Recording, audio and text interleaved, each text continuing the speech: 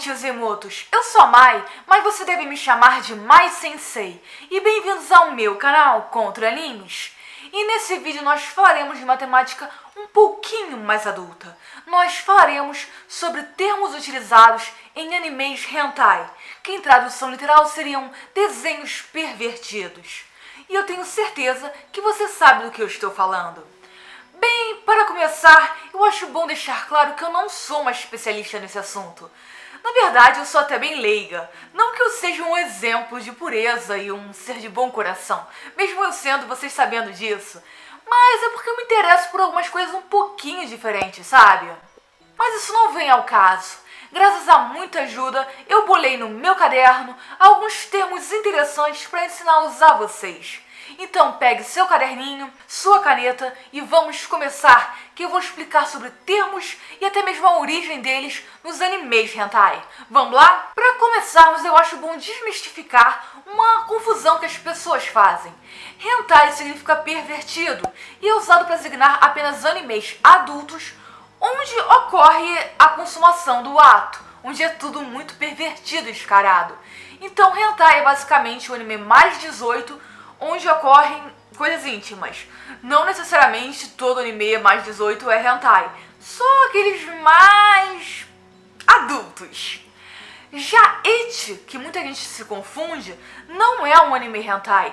Ecchi é um anime sexualizado. Muitos consideram ecchi um pré-hentai. É um hentai mais puro, onde só aparece tipo umas calcinhas e uns decotes e umas poses estranhas. Mas muita gente também acha que ecchi é só o anime focado nisso, em fanservice, em mostrar mais do que devia, mas sem mostrar realmente o ato ou algo mais pervertido, algo mais adulto. Mas ecchi, na verdade, é uma forma de advertência, para dizer que naquele conteúdo tem sexualização. Então você verá animes de várias classificações, como shonen, seinen, jousen, tendo a classificação ecchi, sem ser uma história necessariamente focada em fanservice. Ele pode sim ter fanservice, mas isso não significa que é uma história vazia, que só tem fanservice e não tem uma estrutura, não está contando nada, não é interessante.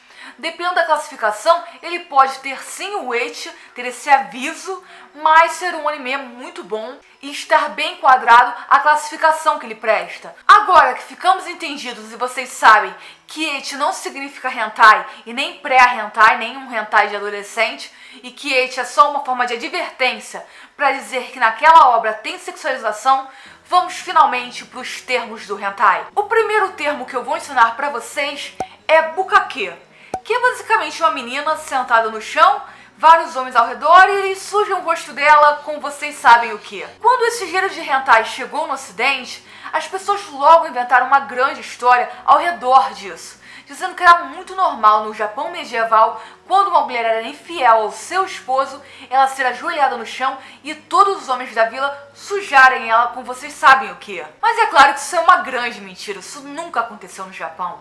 Mas o Japão até achou interessante essa história e deixou ela ser propagada por um tempo, simplesmente porque era um fetiche interessante e oriental, estava atraindo novos consumidores ocidentais para o material oriental. Mas na verdade isso foi inventado mesmo nos anos 80 e era uma forma de fetiche envolvendo a vulnerabilidade da mulher diante de vários homens, como se ela fosse uma criatura frágil. O que a gente sabe que funciona muito bem no Japão, que é a terra das Jolies e das Amatonadescos, que são as mulheres ideais, totalmente submissas e caladas. E seguindo por essa temática, a segunda palavrinha que eu ensinarei a vocês é shibari.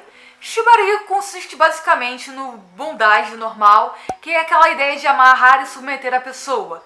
E o shibari é aquela técnica de amarrar a pessoa de várias e várias formas, ficando com cordas sobre todo o corpo, parecendo mais ou menos um salame, uma mortadela. O mais interessante do shibari é que, ao contrário do bondage, que é associado às vezes ao sadomasoquismo, aqui no ocidente, de você amarrar, submeter e até machucar a pessoa, o shibari no Japão não tem como intuito machucar a pessoa ou submetê-la. É mais algo visual, é algo estético, e principalmente para marcar as formas do corpo da mulher sobre as roupas. Aqui no ocidente a gente usa roupas mais justas, então é meio sem propósito. Mas no Japão, como existe uma cultura de usar roupas mais largas, que se preserva mais, essa técnica de shibari seria basicamente a forma de amarrar a mulher toda, principalmente para mostrar as formas do corpo dela. O terceiro termo vem na verdade com um quarto, que que será Futanari.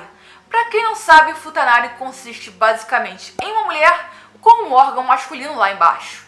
E é bom deixar claro que existe uma divisão. Futanari é justamente essa ideia de uma mulher com um órgão masculino. É basicamente uma mulher que teve um órgão, normalmente contra a vontade dela, implantado, um órgão masculino. Isso daí aconteceu porque eles queriam muito a ideia do Yuri, de duas mulheres juntas. E eles não gostavam da ideia de envolver um homem, mas queriam que o ato fosse consumado. E daí o que eles fizeram? Implantaram um órgão em uma mulher.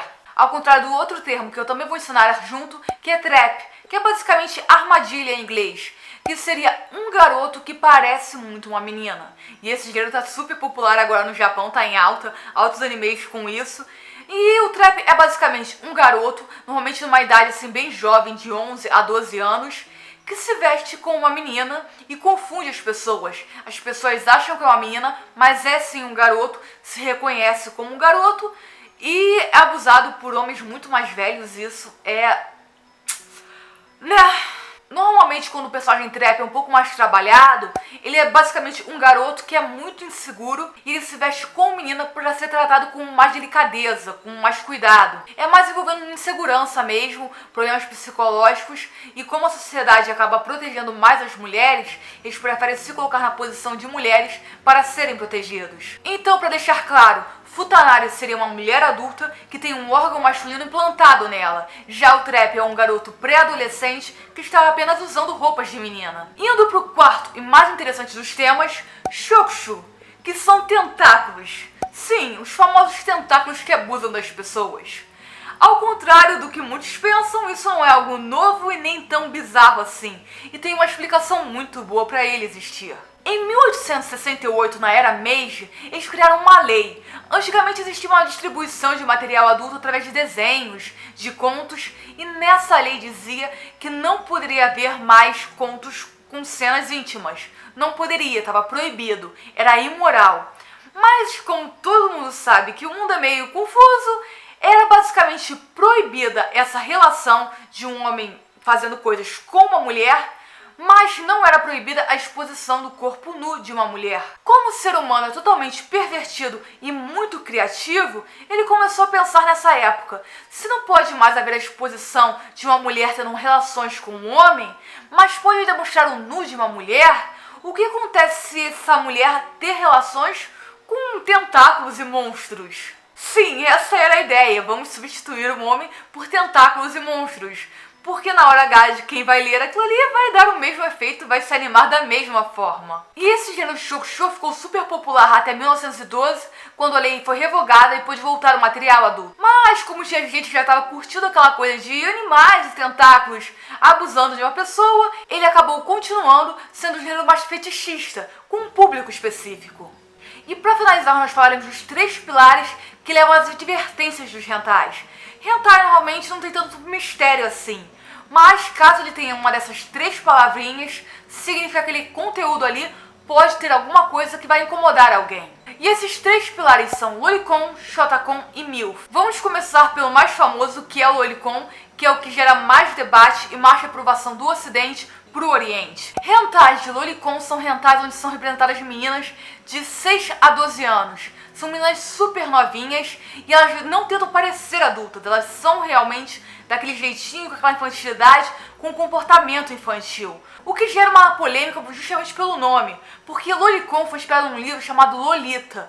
E ao contrário do Lolicon, Lolita retrata uma menina super jovem, mas que tem comportamento e atitudes mais maduras e tem uma sensualidade mais madura, que é chamada inclusive de ninfeta, que é basicamente aquela menina super jovem que parece mais velha. E eu nem preciso dizer que aqui no Ocidente é pedofilia, isso é muito sério, não é algo assim divertido. Inclusive essa temática tem gerado tantos debates que recentemente o criador de Samurai X foi pego com esse material em casa e atualmente está sendo boicotado no Japão porque as pessoas estão falando que isso não é normal, que isso é questionável, que isso não é um fetiche saudável. Como se não bastasse a atração por meninas jovens, temos o segundo gênero, que é o Shotacon, que em vez de meninas jovens, são meninos jovens. Inclusive no Shotacon acabam colocando muito trap aí, que seria um menino de 10 a 12 anos vestido de menina. E o Shotacon, assim como o Lolicon, acaba recebendo várias polêmicas. E aí, pra aumentar a polêmica ainda, no Japão lançaram um anime, Yaoi, que é basicamente um menino super infantilizado, tendo uma relação com um homem super maduro. E tem aquele contraste que chega a ser um pouco bizarro e desconfortável, principalmente pro público ocidental. E pra finalizarmos esse vídeo, falaremos do MILF, que é na verdade ocidental, mas foi adotado pelos japoneses. É basicamente uma mulher que é a mãe, uma mulher bem mais velha e com muito mais corpulenta, né?